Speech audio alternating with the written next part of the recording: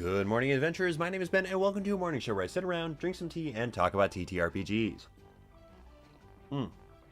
First up for TTRPGs, today I still have the Dead People Tea mug with Caduceus Clay on it, one of my favorite mugs that I've had for a very long time. I did not get it at this convention. Sorry, different mug. Not what I'm thinking of. Anyway. Inside of it, we have the Iron Goddess of Mercy Oolong Tea from the Spice and Tea Exchange. It's a really, really great one. I'm actually looking at the back now where there are the ingredients, and it literally is just oolong tea. That one line right there is the entire ingredient list. So, again, it's a really great sort of like natural oolong tea flavor. So if you are into that, you'll probably enjoy it a lot. But that's not what we're here to talk about today. What we're here to talk about today is it's the day for the GMs. We're talking about Ink. Once again, we're talking about how you run this game, what you need to know to run it. In addition to what we have talked about so far this week, I have gone ahead and I have pulled out a few big things to go ahead and hit on and talk about. So let's go ahead and let's crack this bad boy open and dive straight on into it.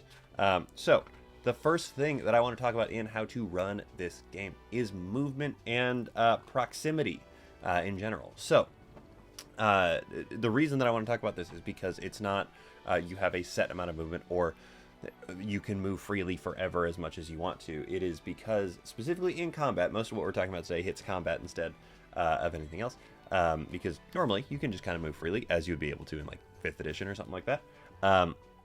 Ink uses something called a zone approach when you are using movement. So the way that it actually functions in combat is that there are 4 different zones that things can be within. They can be within spirit proximity or short, which means that it is basically when you are within touching distance of each other. So basically spread your arms out, swing them around, probably out to about 5 or 10 feet away from you, just to, give it a little bit of padding.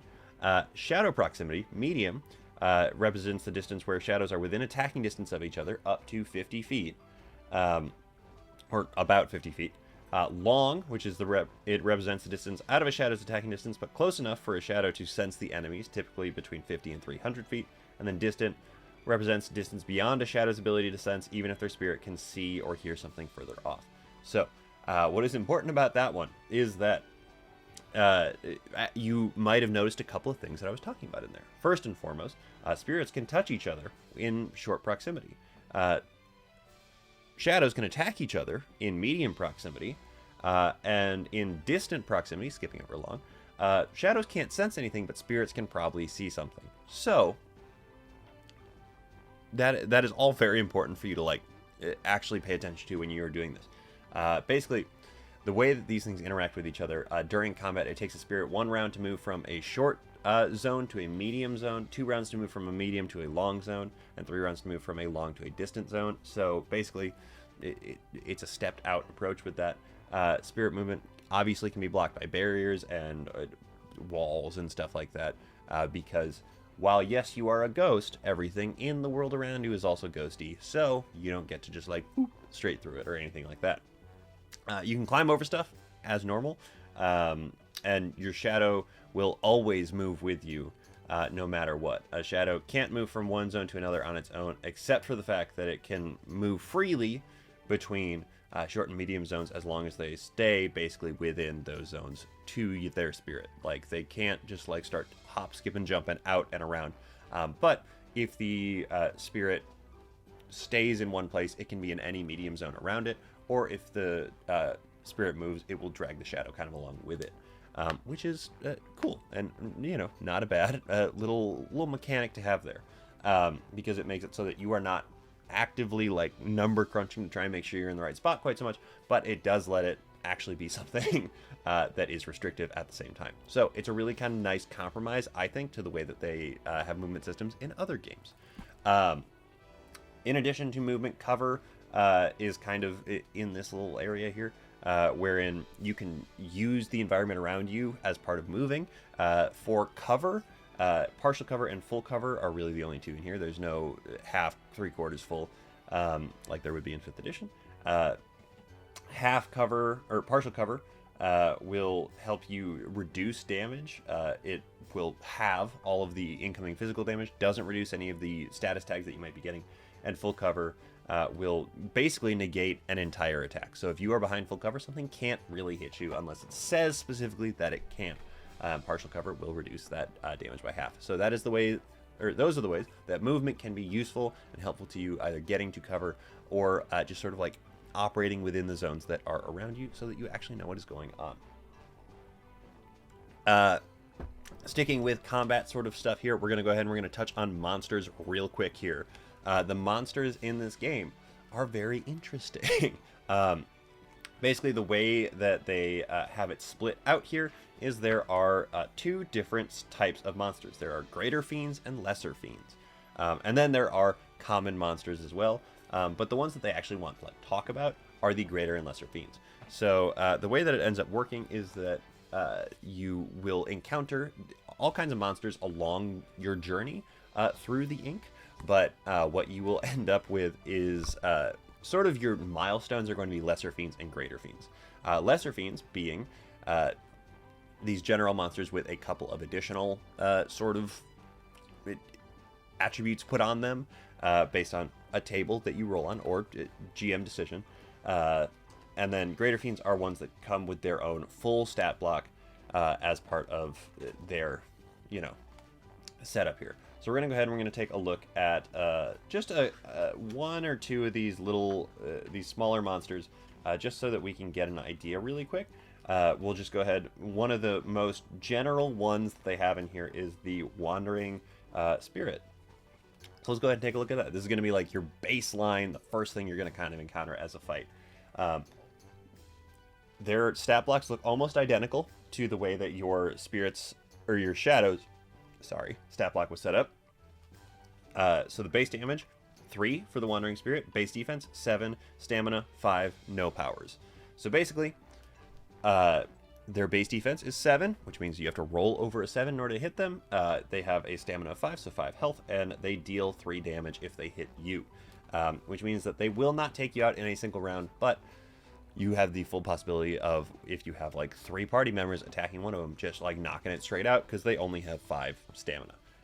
Going up for a little bit more complicated one here, the Skeletonette, which is basically a skeleton marionette kind of thing, is set up so that you are rolling out all of its stats. The base damage is 1d6 plus 3. The base defense is 1d6 plus 6. The stamina is 1d6 plus 5, and the power is Hypnotize. So, like, clearly, you have wide range to actually hit on some of these things. So, like, it could have 11 health or 6 health. It could have 12 defense, or it could have 7 defense. It could have, or it could be dealing 9 damage each time, or it could be dealing 4 damage each time. It is entirely up to dice on that one. There aren't a ton of those in there. Usually they give you, like, set numbers, but when they do have those, it is an impressive sort of swing that they could be hitting you with, which is honestly a lot of fun, I think. So moving forward to the greater fiends here, the lesser fiends, basically you take some of those other monsters and you, again, would roll on that table. Things like plus 2 stamina, plus 2 damage, that kind of thing. I think you roll 2 of them and you apply them to them, or you pick the number that you want and you apply to that, and that is basically how you come up with your lesser fiends. Moving on to the greater fiends, these guys are a lot more involved. I'm trying to find one with some art. Sure, the blubbering buffanoid. I don't really know exactly how to pronounce it, but again, really great art style in this book. The stat block has the same things, but it is significantly more intense. For example, stamina 90, defense 10, damage 9. It is immune to the poison and burn tags, and it has a movement set, so it can move a medium amount. So it can move between medium zones on every single one of its turns. And powers Toxic Gland, Swallow, Toxic Tears, Frog Chorus, and Hop for d6 damage. Then, on the next page, the flip side of that page, we have a full sort of like boss monster list here, which means we get the area, we get attack strategies, we get difficulty adjustments that you might be able to make, passage beacon, journey themes, and in addition, lesser fiends. If you decide to use one of these as sort of a lesser fiend, that is what you will also get for that. So Really, really comprehensive monster setup here. And again, because they are so simple, you can make your own pretty easily. And you just have to pick themed things that go with it. And it's actually a really cool system. Finally, what we're talking about, the last thing we were talking about today is the legs of a journey. So this one is a little bit more, I don't know, above the table kind of than the combat stuff we've been talking about. We were talking about the like actual functional process of creating the journey within this game. Because this game, while it is great and it can go basically as long or as short as you want it to, you will reach a certain point where you have outgrown this book very quickly, just by nature of the fact that these characters are supposed to die several times over, and then as such sort of power up very quickly as they are trying to like fix themselves. So basically, the legs of the journey are set up in such a way that they help with sort of milestoning things, and they help you sort of pace everything out. So they've got a full sort of walkthrough of how to do this over the course of 4 pages in here, or 5 pages in here. So let's go ahead and let's just glance through it real quick. First and foremost, you determine the length of your journey, exactly how long you want it to be, short, medium, long, or epic. And every single one of those is punctuated by a lesser fiend. Short being 2, medium being 3, long being 4, and epic being 5 lesser fiends. And then at the end of it all, you add a greater fiend. That is sort of your capstone, your pinnacle. If you want to go ahead and put one in the middle, if you're doing an epic length journey or something like that, that is totally fine as well. Obviously, you can use them however you want to, but the greater fiends definitely are sort of your final boss monsters, the things that are going to make life hard for them, and will oftentimes be what is standing between your players and the sweet release of Oblivion Forever. You determine the legs of your journey next. That's what I meant when I said legs. The way that they have it laid out in here, every one of the legs should have a different theme. That is up to you to really go with, but the way that they have it in their example here is that the first leg is a general sort of leg, nothing special. Second leg is icy, everything gets sort of frost covered. Third leg is toxic, everything becomes poison. Fourth leg, fiery, obviously fire. And fifth leg, horrific, everything becomes kind of nightmarish. Obviously, you can change it as you see fit. It is not specifically for you, or it is not specifically that it has to happen in that order or even in that way. You can tailor it to fit whatever you need to for your game. Then you go ahead and you add your lesser fiend keys. Again, this game is played on the ocean basically. So you go ahead and you set up the monster islands that you want with the lesser fiends populating on them so that your players can actually progress through the story. Following that, you add the in-between keys, so the random little things that you find along the way that you can actually like interact with and do different things with. Then obviously from there you customize and adjust the difficulty to fit the game that you are trying to run. It is a nice little sort of like how-to for a system that is probably going to be very strange for people in terms of running a sort of ship-based combat or ship-based game almost. So we'll talk about the boats tomorrow more, but it's a really interesting way, and I'm really glad they did give you sort of this framework to build your campaign inside of. So that is what you need to know to run this game here. It's really, really not that terribly complicated. If you are an experienced game master, this is not going to be something you have to like do a lot of legwork to get yourself ready for. So that's Ink. That's how you run it. But that is everything I have to talk to you guys about today. So thank you so very much for making me part of your morning routine. I really do appreciate it. And thank you so much in particular to my subscribers. You guys are the ones that make this show possible. If you're interested in supporting the show directly, subscribing is the best way to do that, either on YouTube or your favorite podcasting platform.